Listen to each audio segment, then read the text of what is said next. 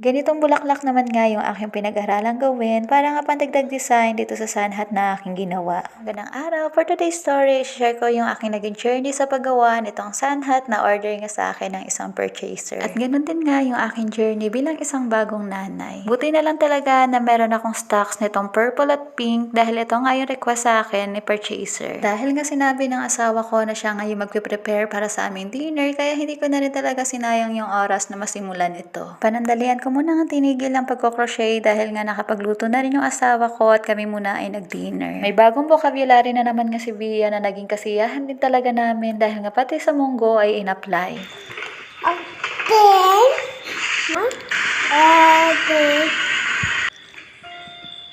Okay. Pinagbubuksan niya nga talaga yung mga munggo dyan bago niya nga ito kainin.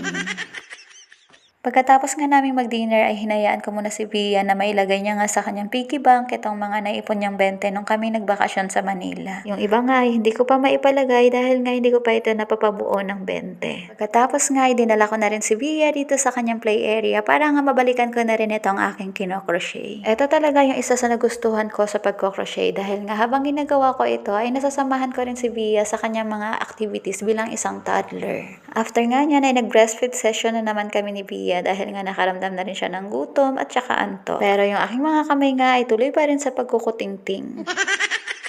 Medyo nakakarami na rin pala ako sa part na to at dahil nga nakatulog na rin si Bia, kaya nga nagagawa ko na rin ito ng mabilis. Sinabukasan na nga ito at pagkatapos nga namin kumain ay nilinisan ko muna nga itong play area ni Bia. Para nga bago niya ito ikalat ulit ay nalinisan ko man lang ito, diba?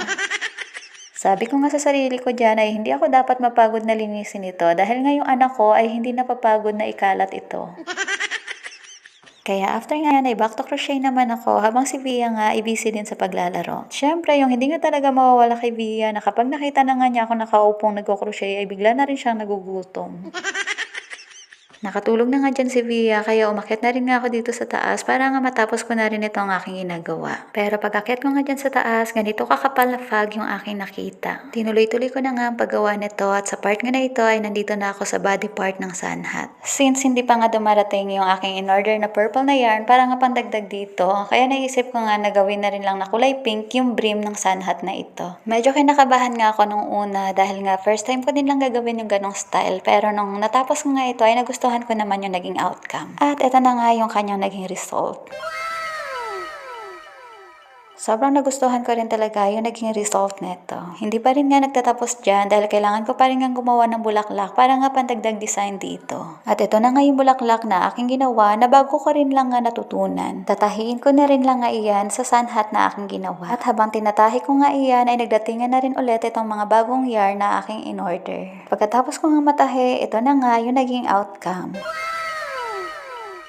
Kaya agad ko na rin ngayon kinuhaan ng mga videos at larawan dito nga sa aking favorite spot. Pinakita ko na ngayon kay purchaser at sobrang nagpapasalamat din nga ako dahil nagustuhan niya ito. At patuloy pa rin nga ako nagpapasalamat sa Panginoon sa karunungan, kakayanan na binigay niya sa akin para nga mabuo ko ang napaka-cute na sunhat na ito. Muli ako si Mama Care. Thank you for watching!